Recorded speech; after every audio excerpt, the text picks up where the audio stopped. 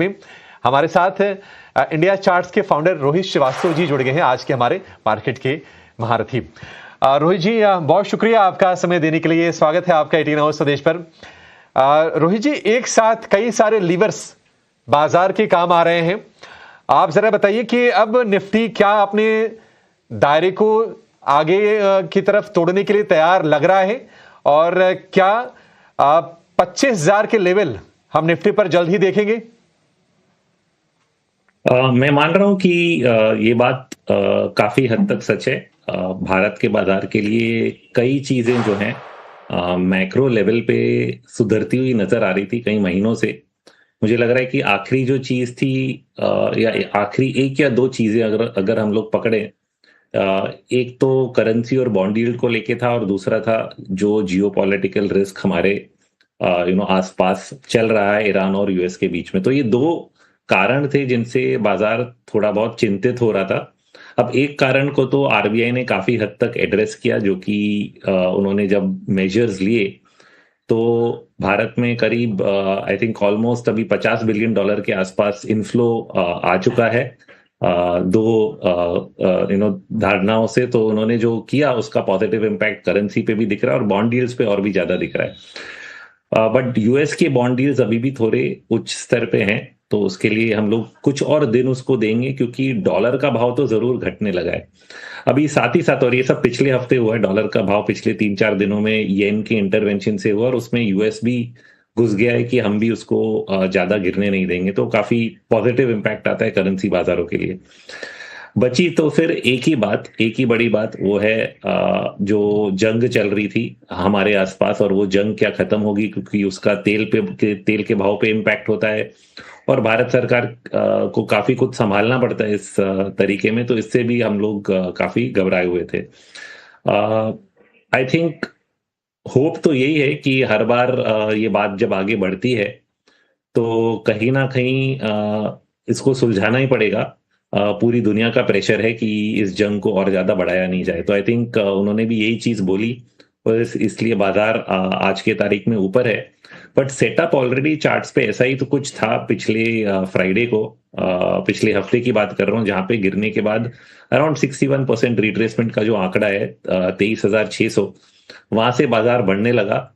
और आज हम लोग देख रहे हैं एक ब्रेकआउट, जो कि 24,515, ये एक दूसरा आंकड़ा है जिसके ऊपर बाजार एक बार सस्टेन कर जाता है तो यहाँ से 25,000 या फिर इवेंचुअली 26,000 जो है, और ऑल टाइम हाइस की तरफ धीरे धीरे जाते हुए बाजार नजर आएगा आगे के महीनों में। तो बहुत ही इंपॉर्टेंट ब्रेकआउट है कि हम लोग 24,515 के ऊपर क्लोज कर पाए और सस्टेन कर पाए। ये जो करंट रैली है इसमें हम लोग वॉल्यूम्स भी देख रहे हैं कि बाजार ऊपर वॉल्यूम के साथ साथ आ रहा है पिछले 3-4 दिनों में, जो कि पॉजिटिव साइन है कि टिपिकली अगर तेजी होती है और उसमें वॉल्यूम्स नहीं रहते हैं तो हम लोग उस रैली को सस्पिशियस बोल सकते हैं। बट इस रैली में क्लियरली वॉल्यूम्स ने साथ दिया है। इनफैक्ट करेक्शन में जब बाजार गिर रहा था जुलाई के महीने में, तब वॉल्यूम्स घट गए थे। सो वॉल्यूम्स जब डायरेक्टली प्रोपोर्शनल भाव के साथ हो जाते हैं तो usually it is a bullish indicator. तो ये भी एक और संकेत था कि कहीं ना कहीं हम लोग पॉजिटिवली निकल जाएंगे। अब सिर्फ ये एक आंकड़ा है जिसके ऊपर एक बार हमने क्लोज कर दिया, तो ये हमें संकेत देगा कि 25,800 तक नेक्स्ट हम लोग यहाँ से जा सकते हैं। 25,800 तक बाजार यहां से जा सकता है।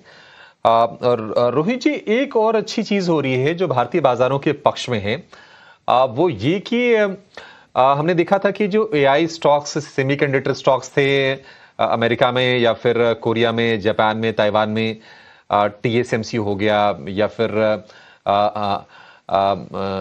सैमसंग इलेक्ट्रॉनिक्स हो गया, ऐसे कई सारे स्टॉक्स थे जहां पर बहुत ज्यादा हमने देखा था कि रनअप हो गया था और वहां से कैपिटल फ्री हो रहा है।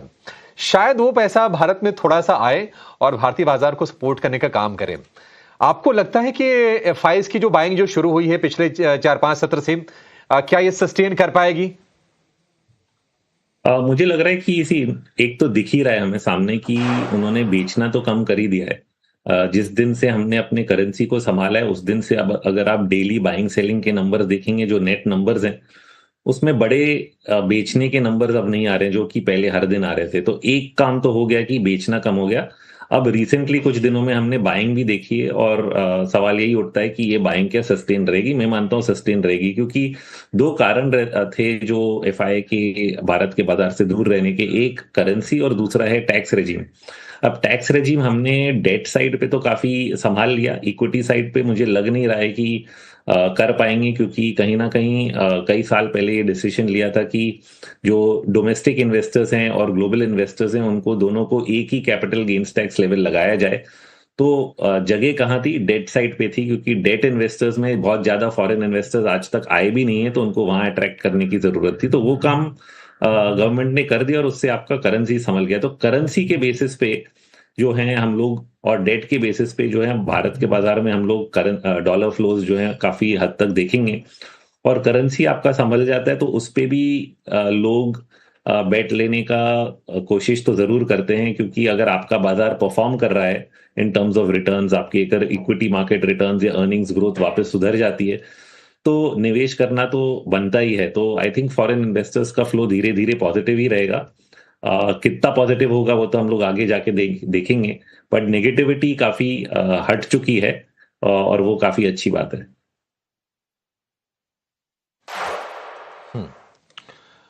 रोहित जी, आईटी शेयरों में हम देख रहे हैं कि एक रिन्यूड इंटरेस्ट है। सॉफ्टवेयर स्टॉक्स जो हैं भारत के, उसमें भी थोड़ा स्टेबिलिटी तो आ गई है। क्या ये संकेत दे रही है कि ये स्टेबिलिटी मतलब कुछ दिनों की बात नहीं है, ये थोड़ी लंबी खींचेगी? क्या जो तेजी है हम ट्रस्ट करके चल सकते हैं? चार्ट्स क्या इंडिकेट कर रहे हैं? तो मैं जब आईटी इंडेक्स या फिर लार्ज कैप आईटी कंपनी की बात करते हैं, जहां पे मेरा फोकस रहता है, मेरा सालों से मानना है कि इनमें जो ग्रोथ रेट्स हैं वो काफी कम थे, और हम लोग इनको वैल्यूएशंस काफी ज्यादा दे रहे थे। और इसका कारण ये था कि जब भी कुछ बाजार में कशमकश होता है तो लोग भारतीय आईटी सेक्टर को एज अ डिफेंसिव सेक्टर खरीद रहे थे, तो इसलिए ग्रोथ से ज्यादा वैल्यूएशंस थे कई सालों तक। और फिर भी अगर हम लोग 10-15 साल का समय देखें और इनका एक रेशियो चार्ट देखें, मैं अगर निफ्टी आईटी इंडेक्स और निफ्टी का एक रेशियो चार्ट देखूं तो हिस्टोरिकली 10-15-20 साल में आईटी शेयरों ने अंडर परफॉर्म ही किया है। सिर्फ कुछ चुनिंदा मिड कैप आईटी स्टॉक्स थे जिन्होंने काफी आउट परफॉर्म किया है। तो इसमें आपको काफी चॉइस करना पड़ता है। जो ब्रॉड बड़ी कंपनियां हैं इन्होंने मार्केट को कहीं ना कहीं आउट परफॉर्म नहीं किया, बट सस्टेन्ड रहे, क्योंकि डिफेंसिव बाइंग बार बार आती थी। बट जब ये एआई का रिस्क इन लोग में दिखने लगा तो काफी फंड्स ने अपनी ओनरशिप आईटी सेक्टर में कम कर दी है। मुझे लगता नहीं है कि beyond some short term value buying जो लोग कर रहे हैं ये बहुत ज्यादा सस्टेन होगा। तो लॉन्ग टर्म बेसिस पे आई डोंट थिंक मैं आईटी शेयरों में निवेश करना चाहूंगा। शॉर्ट टर्म ट्रेड बन जाता है कि कहीं ना कहीं आप ओवरसोल्ड हो जाते हो तो बाउंस आ जाता है, और बाजार चल रहा है तो साथ साथ में हम लोग थोड़ा ऊपर निकल पड़े। पर 1 या 2 साल का अगर टाइम होराइजन लूं और मैं सोचूं कि मैं आईटी शेयर्स में इन्वेस्ट करूंगा तो बहुत ज्यादा बड़े रिटर्न्स नहीं बनेंगे। आपको डिविडेंड यील्ड मिलेगा, क्योंकि डिविडेंड यील्ड से एक अट्रैक्शन बन जाता है जिससे कि भाव नहीं घटते हैं। जब 5-6-7% डिविडेंड यील्ड्स हो जाते हैं तो इनमें डिविडेंड के लिए कुछ बायर्स जरूर अंदर आ जाते हैं, बट ग्रोथ के एंगल से इनमें अट्रैक्टिवनेस अभी भी नहीं आई है। ग्रोथ नहीं है, स्टेबिलिटी भले आ गई हो, लेकिन अगर आप ग्रोथ चाहिए तो शायद ये वो सेक्टर नहीं है। रोहित जी, Q1 के अर्निंग्स को आपने कैसे रीड किया है? क्योंकि अब तो हम हाफ वे मार्क से आगे आ गए हैं, और अभी तक तो ऐसा लग रहा है कि जो उम्मीदें थी बाजार की, शायद उससे बेहतर प्रदर्शन हमें इंडिया इंक के क्वार्टरली अर्निंग्स में देखने को मिला है। नहीं, सही है। अर्निंग्स ग्रोथ धीरे धीरे इंप्रूव हो रहे हैं, और इसके संकेत हमें मिल रहे थे कुछ ना कुछ डेटा पॉइंट से, जैसे कि आपका क्रेडिट ग्रोथ है। पिछले साल दिसंबर से ही क्रेडिट ग्रोथ जो 9% तक पहुंच गया था, वो बढ़ते बढ़ते जनवरी तक 11-12%, और अभी मई के महीने में 17% तक हमारा क्रेडिट ग्रोथ पहुंच गया। तो एक पॉजिटिव क्रेडिट ग्रोथ का ट्रेंड जो हम बैंकिंग सेक्टर में देख रहे हैं, इसका इम्पैक्ट आगे के महीनों में अर्निंग्स में, केपेक्स में दिखता ही है। और ये चीज अभी रिसेंट जो आईपी नंबर्स आए उसमें भी दिखने लगा। सो उससे एक कंफर्मेशन मिला कि हाँ, ये स्पेंडिंग का इम्पैक्ट मैन्युफैक्चरिंग या इंडस्ट्रियल जोन में दिखने लगा है। तो इट्स अ पॉजिटिव साइन। और इस चीज का हम लोग धीरे धीरे अर्निंग्स ग्रोथ पे भी इम्पैक्ट देखेंगे।